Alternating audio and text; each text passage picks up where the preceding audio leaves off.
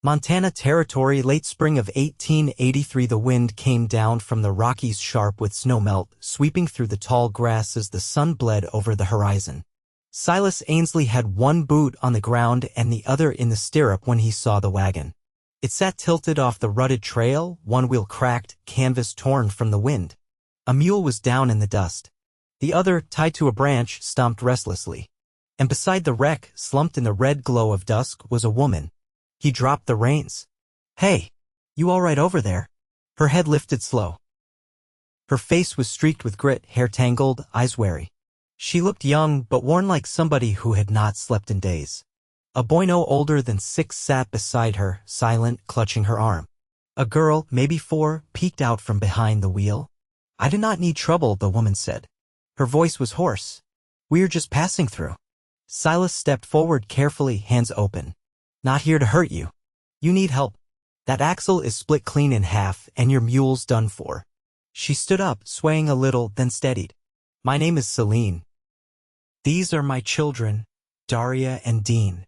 She put a hand protectively on the boy's shoulder. "Their father left us in Miles City 2 weeks ago. Said he was going for feed. Never came back." Silas felt a slow burn rise in his chest.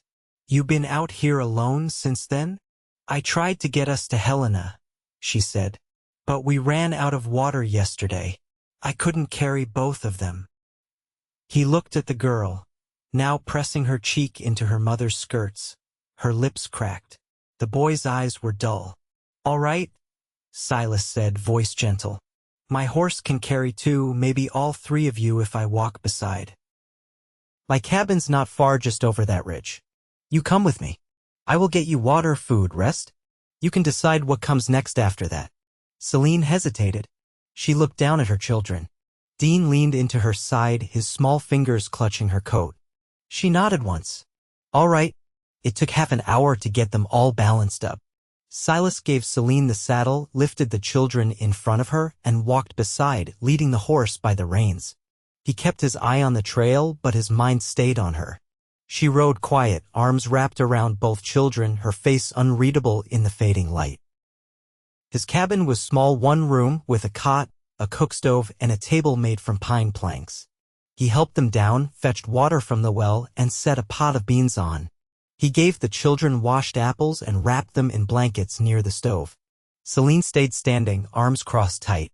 "You live out here alone?" He nodded. 5 years now. Used to run cattle up north, but I lost the herd in that hard winter of 79. Been trapping and hauling freight since." She watched him. "Why help us?" Silas looked her in the eye. "Because someone should have." Later that night, when the children were asleep in his cot, he found her sitting on the porch. The moon lit her face pale. Her hands were scraped. The hem of her dress was torn and caked with dust. Still, she sat straight, chin high. "I thought I was done," she said. "I laid in that wagon last night and thought, if we do not wake up, maybe that is all right." Silas sat beside her. "You are not done." She looked at him. For a moment, she said nothing. "Then I did not even love him. Their father. He came through town looking for help with his land. I was 18 and stupid. My parents were gone. I thought maybe it was safer with someone than alone." Silas nodded, slow. "And now," she looked toward the dark hills. "Now I know being alone is still safer than being with someone who leaves." He watched her profile in the moonlight, the way her jaw tightened, the way her fingers curled around the edge of the porch. "I am not going anywhere." She looked at him sharply, like she was about to argue. But then she stopped. Her hand relaxed. "I do not know what comes next," she said. "You do not have to," Silas said. "One day at a time." The next morning, he hitched his horse to the broken wagon, rode it back to his cabin with Selene seated beside him. Over the next week, he repaired the axle, fashioned a new canvas cover, and helped teach Dean how to sweep the porch with a stick broom. Daria followed Silas everywhere, even to the woodshed, carrying little pieces of kindling in her small hands. Selene started cooking, quietly at first, trying not to take up space. But by the second week, she was laughing softly when Daria dropped flour on the floor and humming under her breath when she stirred the pot. One evening, after supper, Silas brought out a wooden box. He opened it with care, revealing a thin silver ring with a turquoise stone. "My mother's," he said. "She wore it when she married my father, 50 years ago." Selene froze. "I am not asking now," he said gently. "I just want you to know if you ever wanted to stay, if you ever wanted more, I would give you everything I have." She looked down at the ring, then up at him. Her eyes were wet. "You do not even know me. I know you protect your children like a wildfire," he said. "I know you walked 30 miles without water before you let them go hungry. I know you stayed awake every night this week making sure they were warm before you laid down." He reached for her hand. "I know enough." Selene looked down at her dusty fingers, the small burns from the stove, the scratches from the wagon. And then she looked at him steady, honest, quiet Silas. She did not pull her hand away. She whispered, "I want to believe this is real." He slipped the ring onto her finger. When she looked up at him, her eyes were full, but steady. For the first time in years, she was not afraid. And she saw it a future. Not just shelter or safety, but something stronger. Something she could finally trust. The wind had shifted by late June, warmer now, brushing through the pine tops like a sigh. Silas had added a lean to beside the cabin for the mule and the wagon. Fitting it with a sloped roof he built from old fence boards he'd salvaged off a neighbor's land. Selene stood nearby, holding a bundle of freshly washed linens in her arms. Her sleeves rolled, hair pinned back with a bone comb she'd carved herself. "You're wasting good lumber on a shelter for that busted wagon," she said, but there was no bite in it. Silas straightened, resting his hammer on the beam. "Maybe, but I figure we've all got some use left in us." She looked at him, the corner of her mouth twitching like she didn't want to smile but couldn't help it. "You always think like that?" "No. Just since you came." She didn't answer, only stepped past him into the cabin, hanging the linens on a rope he'd strung near the stove. Dean was sitting cross-legged on the floor, carving a length of soft pine with a dull knife. Daria had fallen asleep with her head on his leg, her thumb in her mouth, her dress stained with chokecherry juice. Selene knelt beside them, brushing a strand of hair from Daria's cheek, her eyes softer than they used to be. She didn't startle at every footstep now. She didn't keep her coat on past sundown. Later, after the children were settled in their pallet, Selene sat by the hearth, mending the hem of a shirt with careful stitches. Silas poured 2 cups of chicory, handing her one before sinking into the chair across from her. "You ever think of going back?" he asked. She didn't look up. "Back where?" "Wherever you came from before Miles City." She paused, thread still between her fingers. "There's no back for me. My folks died in Kansas when I was 16. Neighbors took me in for a while. After that, I kept going west." He nodded, waiting. "I never missed a place," she said. "Just people. My mother used to sing while she boiled preserves. There's a song I can't remember all the words to, but sometimes I hear the tune when I'm hanging wash." Silas leaned forward, elbows on his knees. "Sing what you know. I'll listen." She shook her head. "Not tonight." They lapsed into quiet, the fire snapping low between them. Outside, a nightjar called from the edge of the trees. Selene reached for her cup, her stitching forgotten. "You're not what I expected," she said finally. "What did you expect?" "Someone rougher. Someone who wouldn't care if we stayed or went." Silas rubbed a thumb along the rim of his cup. "Maybe I used to be that man. But lately I find myself hoping you'll stay." Her gaze held his. "You don't ask for much. Just quiet company and steady work. I ask for what matters." The next morning brought a cold drizzle, the kind that sank into the shoulders and turned the earth to thick clay. While the children played with dried corn husks beneath the eaves, Silas helped Selene grind flour with a hand mill she'd found buried beneath the porch. "You ever make biscuits with chokecherry syrup?" she asked, her hands moving in a rhythm that spoke of practice. "Can't say I have. Dean likes them. He used to ask for them on Sundays. I told him if we ever had a home again, I'd make them every week." Silas took the handle from her, letting her rest. Then Sunday's a good place to start. Later that night, Selene pulled her shawl close and stepped outside. The rain had stopped, but the earth still smelled wet and clean. Silas was working on the fence, driving the last post into place with a heavy mallet. "You hungry?" she called. He glanced up. "Always." She came closer, hands tucked into her sleeves. "I've been thinking." He stilled. "I want to set roots here," she said. "But only if we build something real. Not just shelter. Not just safety." He set the mallet down gently, the silence between them deep and steady. "I don't want to be taken care of," she said. "I want to be chosen. Every day." "I already do," he said. "Even when you're quiet. Even when you're tired and sharp-edged and stubborn. I choose you." Selene stepped forward, reached up, and touched the collar of his shirt, fingers tracing the worn seam. "Then let's plant a garden. Let's fix the roof before winter. Let's teach the children to read." His hand came to hers, warm and sure. "We will." The moon broke through the clouds, casting pale light across the dirt yard.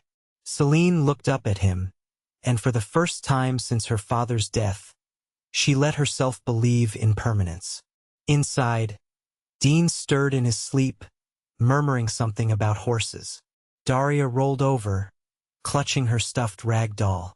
The fire crackled low, scenting the air with cedar. And outside, beneath the Montana sky, Selene leaned into Silas's chest, his arms around her, and felt the ground hold steady beneath her feet. By mid-July, the creek behind the cabin had thinned to a trickle, but the soil still held enough moisture to coax green from the rows Selene had planted. The garden sat in a square of sun just beyond the woodpile, short beans already curling up twine, carrots poking through in neat rows, and a few stubborn squash vines testing the fence line. Silas came home from hauling lumber for the neighbor down valley with his shirt damp at the collar and cedar bark in his beard. He set the handcart down near the porch, wiping his brow with the back of his wrist. "You seen the corn shoot up?" she called from the garden, crouched low in the dirt with her hands sunk in the earth. "It's near twice what it was yesterday." He stepped to the fence, watching her. "You grow things like you've been doing it all your life." She stood, brushing her palms on her skirt. "Maybe I just never had a patch of land that didn't get taken from me before it could bloom." He held her gaze. "Not this time." She didn't answer, just reached for the bucket and carried it to the pump. The children were down at the creek with a neighbor girl, watched over by a widow named Ruth who took to them like she'd been waiting for someone small to fill her empty house. Inside, the cabin smelled faintly of juniper and hot iron. Selene had scrubbed the walls with vinegar and sage, and the floorboards, though uneven, gleamed where the light came in through the window. "Ruth asked if we'd want to come to Zion Ridge next week," she said, pouring water into the tin basin. "There's a gathering, a church picnic. Music, pie, some sort of auction to raise money for the schoolhouse." Silas set a hand on the doorframe. "You want to go?" She dipped a cloth into the water and wiped her arms. "I haven't been around that many people in years. But the children should be near other children. And I want them to know what it's like to be part of something." He stepped inside, took off his boots. "Then we'll go." That Sunday, Selene wore a dress Ruth had let out at the seams, pale blue cotton with tiny mother-of-pearl buttons. Silas combed Dean's hair with water and spit, and Daria carried a jar of pickled beets so carefully you'd think it was glass from a cathedral. The churchyard was ringed by wagons and teams tied to posts. A fiddler played beneath the cottonwood, and tables were set end to end with dishes and pies. Selene kept near the edge at first, but when Dean joined a game of marbles and Daria was pulled into a circle of girls snapping string games, she relaxed. A man with a preacher's collar approached her, smiling beneath a thick mustache. "I don't think we've met," he said. "I'm Reverend Wilcox." Selene shook his hand. "Silas Ainsley." He glanced toward Silas, who stood with a coffee mug, speaking with the blacksmith. "You folks new to the valley?" "Settling in," she said. "Trying to. Well, the folks here are decent, mostly. Bit slow to trust, but they mean well. You need anything, you let me know." She nodded once. "Thank you." That evening, As they bumped along the road home, Daria asleep on Silas's lap and Dean leaning against the sideboard, Selene kept her eyes on the ridgeline. "I forgot what it felt like," she said softly. "What's that?" "Being looked at without pity or suspicion. Just looked at." He glanced down at Daria's curls, then at her. "You know what I saw when I looked at you the first time?" She shook her head. Someone who'd walked through hell and didn't flinch. Someone who still had room in her arms for her children even when she had nothing left for herself.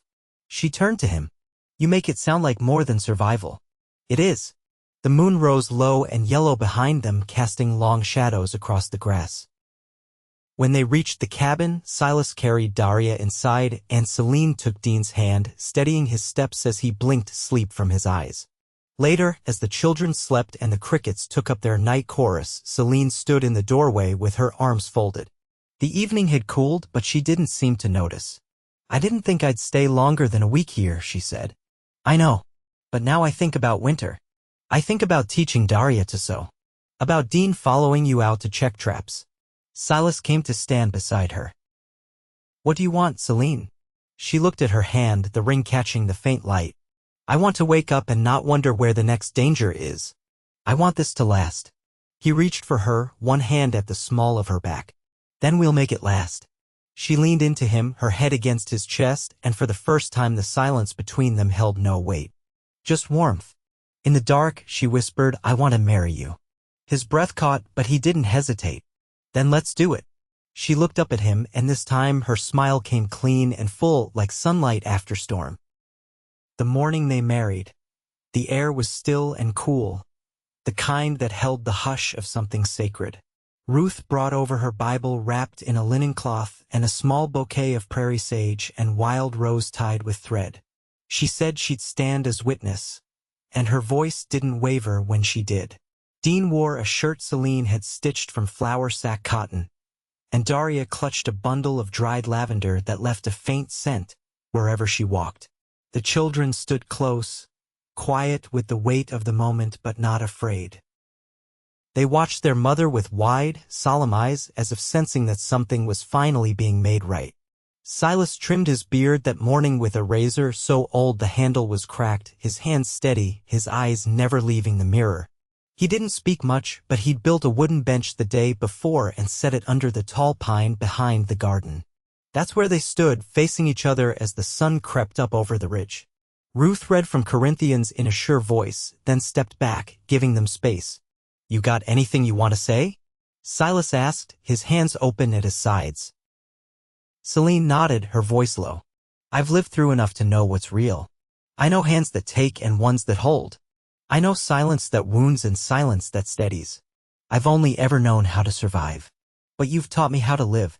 I want to stand beside you through every season we're given." Silas took her hand, dirt still in the lines of her palm from pulling weeds that morning. "I never expected this," he said. "But I've never wanted anything more. I'll keep you warm when the cold sets in. I'll keep the roof tight and the fences mended. I'll carry what you can't and never ask you to carry what I won't." He reached into his coat pocket and pulled out the ring. The silver was worn smooth with years, the turquoise deep and clear. He slipped it onto her finger. She looked up at him, the ridge behind him lit gold, and she didn't cry.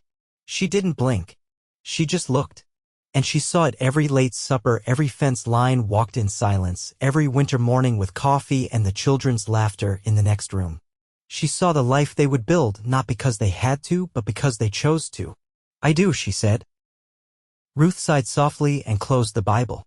"You're joined in the eyes of the Lord and the land you stand on." Later that day, after pie and coffee and a few neighbors stopping by with jars of preserves and quiet congratulations, Selene sat on the porch beside Silas with her feet bare and the hem of her dress damp from the creek. "You ever think about adding on?" she asked, nodding toward the cabin. "Where were you thinking?" "South wall. Maybe a room for the children. Give them space to grow." He nodded. "I can draw it up tonight." She leaned back in the chair, one hand resting lightly on his knee. "We've got time." He looked at her fingers, the ring catching the last of the light, and then at her face. "We do." Dean ran past chasing a grasshopper, Daria close behind, her braids flying. The sun sank low, casting long shadows across the yard, but the warmth held. In the breath between evening and night, Selene turned toward the man beside her. The pine trees dark behind them and the garden rose stretching straight and clean to the fence. And she smiled not for who she'd had to be, but for who she'd become. A woman with a name she chose, a home she helped build, and a man whose steadiness never asked her to be anyone but herself. She rested her head on Silas's shoulder. The porch creaked beneath them, the air thick with the scent of earth and wood smoke. There was nothing left to run from, only the quiet, unfolding days ahead. By late August, the high grass behind the cabin had dried to a brittle gold beneath the sun. Grasshoppers clicked through the stalks as Selene knelt beside the squash bed, her knees pressed into the warm soil. Her hands moved with practiced rhythm, lifting the twisting vines to check for rot, brushing dirt gently from the bulbous fruit. Behind her, Daria's voice rang out as she tried to teach the neighbor's dog to sit. The dog wasn't too interested, but he stayed close, tail brushing the porch rail. Silas stood near the fence line, fitting a new rail between two posts. His shirt clung to his spine, sweat darkening the edges, and sawdust clung to the buttons.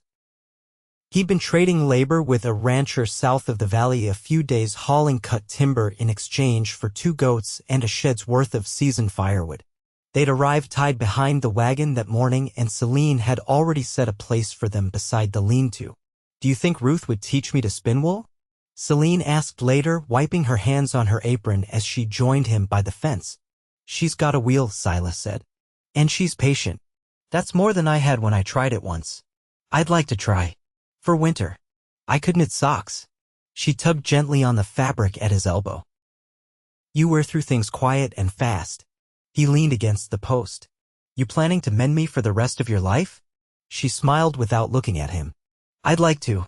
In early September, Selene hitched the mule to the wagon and drove to Zion Ridge with Ruth riding beside her and the children nestled in back beneath a quilt. They returned with flour, salt, 2 bolts of muslin, and a second-hand reader for Dean. That night, by the light of the oil lamp, Selene helped him sound out the first words while Daria curled up beneath the table, humming to herself. "Is it strange?" Silas asked, folding up his work shirt as they prepared for bed. "Being still this long?" Selene set the reader aside and pulled her braid loose, fingers working through the tangles. "Strange in the way soft things feel strange when you've gone too long without them." He lay back on the cot, one arm behind his head. "I didn't think I'd be good at soft." "You're not," she said, easing down beside him. "But you're steady. That's better." He laughed, quiet and warm. "Fair enough." They spent the next weeks preparing for cold. Silas split wood until his palms blistered, and Selene rendered lard from the neighbor's fall hog. The children helped where they could, Dean learning to stack kindling just so, Daria picking herbs with careful fingers. The goat settled in and started giving milk, which Selene churned into butter every 3rd morning. One afternoon, after the first frost came silvering the garden rose, Selene stood beside the stove, kneading dough with sleeves rolled to her elbows. Silas came in from the barn, cheeks ruddy, boots caked. He paused in the doorway, watching her. "You planning to stay in this kitchen forever?" he asked, teasing. She glanced over her shoulder.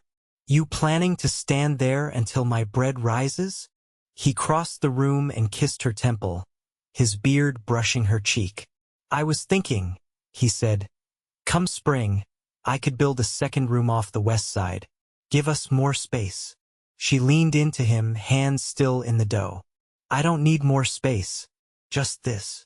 But she didn't stop him when, days later, he began clearing brush, mapping out corners with stakes and string. Dean watched closely, asking questions about joists and rafters. Silas answered every one. That winter, snow came heavy and early. For nearly a week, the wind howled through the valley like a beast with no end to its hunger. But inside the cabin, the fire stayed lit, the walls held. Selene taught Daria to sew crooked lines on muslin scraps, and Silas read aloud from the reader at night, stumbling over some words while Dean corrected him, proud and wide-eyed. One night, as the storm pressed close and the windows frosted over, Selene sat with her back against Silas's chest, wrapped in a quilt Ruth had gifted them. The children were asleep across the room, curled up like fox kits beneath wool blankets. "I used to dream about a place like this," she whispered. He rested his chin atop her head. "I never dreamed at all." She turned slightly in his arms. "Do you know what I see when I look at you?" He didn't answer. "I see the man who never looked away when I was half-starved and full of fear. The man who never asked me to be smaller than I am. Who met me where I stood." Silas's voice came low. "I see the woman who stood upright when the world tried to bend her. Who made a home out of nothing but her own will." They kissed, slow and certain, no rush, no fear left between them. In the spring, the room was finished. Daria painted wildflowers on the walls with crushed berries and goat milk, and Dean carved his name into the doorframe in letters he'd learned himself. Selene planted again peas this time, and potatoes, and hung linens to dry on the line while the wind carried the scent of thawed earth and pine. And Silas, strong and quiet, built a bench beneath the cottonwood where he and Selene sat each evening, her head on his shoulder, the light softening to gold. The hurt they'd carried dulled with time, not forgotten, not erased, but folded into the days like thread through cloth. They never said forever. They didn't need to. They lived it, day by day, hand in hand, through the changing seasons, their love as rooted and real as the land beneath their feet.